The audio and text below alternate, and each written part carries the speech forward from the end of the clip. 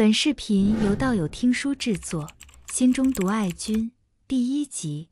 小小的蓝湛跪坐在母亲的榻前，耳中是母亲忍耐到极致的咳嗽。他知道母亲病了，可是我又能做什么呢？蓝湛握着母亲的手，固执地说：“母亲，你会好的。”蓝夫人没有回答，只勉强露出一抹笑，一如既往地安抚小儿子。可是他知道自己时日无多了，幽深的目光投向窗外，高大的玉兰树郁郁葱葱，小院的龙胆花张扬艳丽，一切都生机勃勃，唯有他暮气沉沉。如果我不在了，这儿画会如何？娘亲会好的。这儿啊，出去给娘摘朵花来好吗？蓝湛轻声道：“好的，母亲。”小小的孩童匆匆出门，蓝夫人终于忍不住满嘴的血腥，拿手帕包住了，塞进被子底下。蓝湛蹲在小院，看着盛开的龙胆花。这里的龙胆不分季节总是绽放，这是身为丈夫无法一直相守的浪漫。这多好看！蓝湛的小手落到最大的一朵上，快哭了。蓝湛收回小手，换上了一朵含苞待放的。蓝湛抿紧小嘴，嘴上很少出声，心里想法倒是挺多的。就在蓝湛准备小手催花的时候，一块玉佩砸在头上，一声惨叫叫蓝湛浑身一抖，花朵落在地上。我靠，宿主你好过分，说都不说一声就把人家扔了。什么人？蓝湛戒备地绷紧了神经，四处张望。母亲的小院子向来不允许外人进来的，这个人在哪儿？玉佩跳了跳：“是我呀，是我呀。宿主，我是你的系统。”蓝湛退后一步，双眸锐利地盯着玉佩。系统跳跳跳，跳到蓝湛身边：“魏婴，我是未来的你制作的系统，专门来帮助你的。我的全称是称霸天下，迎娶蓝忘机。我知道你肯定疑惑蓝忘机是谁，告诉你吧。蓝忘机叫蓝湛，他是你未来道侣，天下第一美男子，天下最强的仙君，最温柔体贴，对你天下第一好的蓝湛蓝忘机呀。我以后道侣是魏婴，我以后道侣很厉害。那你很厉害吗？小蓝湛问。系统立马吹起来：“嘿，魏婴，你未来可牛逼了！鬼道祖师，夷陵老祖，陈情一出，白骨生花，管你九州豪侠天下枭雄，统统拜在脚下，任我驱使。翻山倒海，颠倒阴阳，无所不能。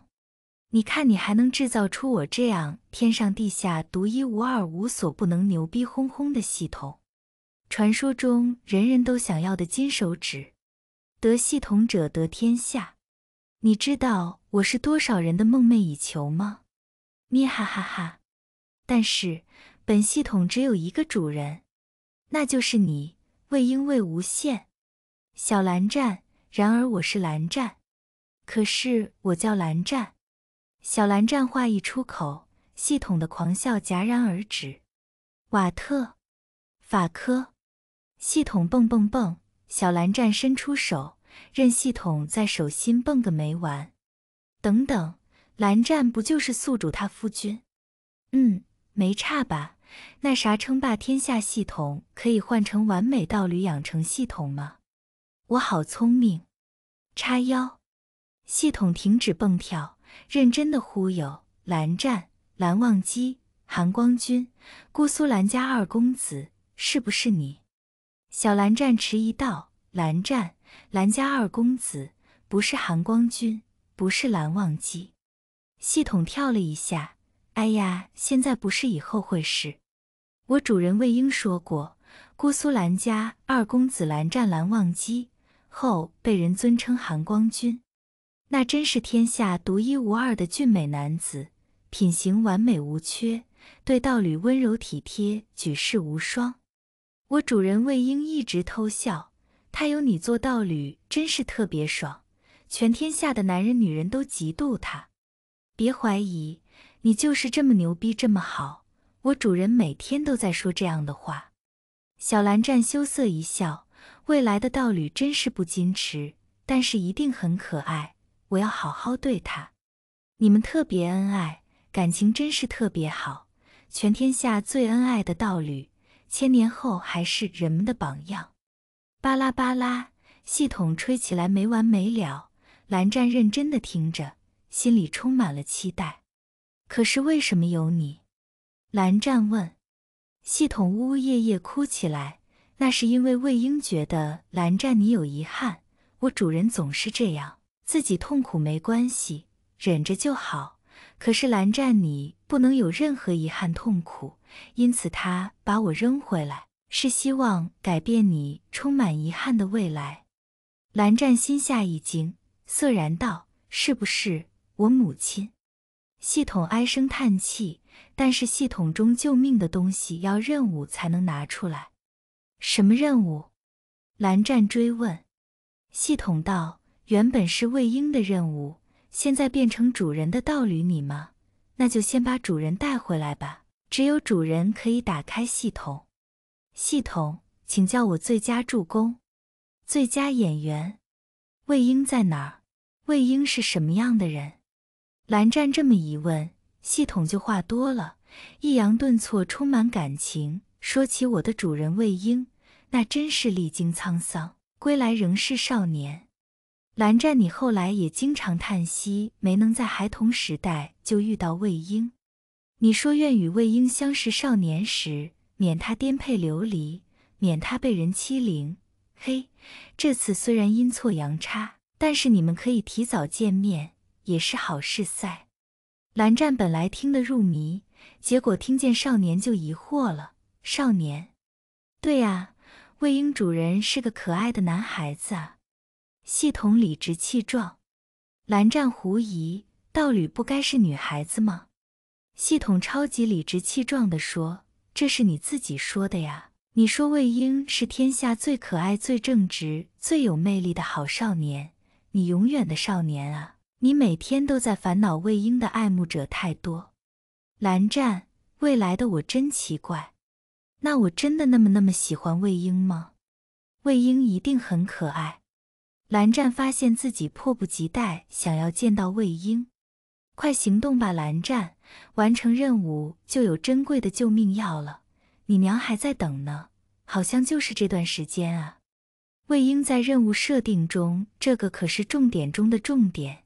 他的大任务几乎都是围着你的，你所有的遗憾他都要解决掉，一定要你圆圆满满、开开心心。哎呀，这样的道侣千古难寻。系统鼓动。蓝湛嗯了一声，心里冒出甜甜的泡泡，给母亲送了一朵花，在叔父兄长的陪伴下离开了。出了小院大门，蓝湛说：叔父兄长，我要去夷陵找一个人。两人特吃惊，蓝湛这会儿已经很不乐意说话了，更别提主动要求什么了。这是怎么了？阿湛，你去夷陵找什么人？叔父问。虽然不喜欢嫂子，可是对着孩子，蓝启仁压根狠不下心肠。蓝湛还小，不知道该怎么说谎，所以他沉默。蓝启仁皱眉，蓝焕赶紧打圆场：叔父，阿湛也许是无聊了，我们1年多没有出门了，我带阿湛出去走走吧。蓝启仁，明明蓝湛说去找人，可是对着蓝焕的笑脸，蓝启仁说不出拒绝，只好一挥手，早点回来。蓝焕笑眯眯，好的。蓝焕比蓝湛也就大了那么几岁，但是已经结单了，遇见也可，不过搭不起那么大一个弟弟，何况俩人都是孩子，蓝启仁哪能放心？所以蓝家一个长老搭着蓝湛，蓝焕自己慢慢飞，3人去了夷陵。冬天了，虽然不是雪花飞飞，但天气是真的冷。蓝湛披着大衣，冷风窜入，手脚冰凉，他毫不在意，不断地寻找。自从系统告诉他这时候魏婴是个父母双亡流浪街头的小乞儿之后，蓝湛的心就在疼。从系统的描述就能知道魏婴是个乐观可爱的人，这样的人却有那样痛苦的经历。这一刻，蓝湛有了和未来的蓝湛相同的想法，如能相遇少年，免你颠沛流离，免你痛苦不堪。魏婴，魏婴，你在哪里？系统不能给出魏婴小时候的画像，蓝湛只能根据系统的描述，魏婴是个大可爱，所以小时候就是小可爱。你觉得哪个最可爱？那一定是魏婴了。对了，魏婴超级怕狗的，系统提不出建设性意见，蓝湛就只能每一个年纪相当的小乞儿都看一看问一问，不是，不是，这些都不是我的魏婴。汪汪汪，狂犬吠，孩童哭，哒哒哒的脚步声伴着哭声传来，有个脏兮兮的小乞丐扑到蓝湛身边，颤抖着躲在蓝湛背后。蓝湛冷眼看着大狗，大狗顿了顿，转身跑了。好了，没事了，蓝湛淡声道。小乞儿赶紧松开蓝湛的衣服，可怜兮兮道：“对不住，弄脏你的衣服了。”蓝湛看着小乞儿，他很瘦，几乎就是皮包骨了，可这一切脏乱和瘦弱都挡不住他可爱的毫无阴霾的笑容。蓝湛心口一跳，忍不住问：“你叫什么名字？”小乞儿眨巴眼，歪头一笑，咧嘴，露出尖尖的白白的小兔牙：“我叫婴，魏婴。”蓝湛笑了，如冰山开花，春回大地。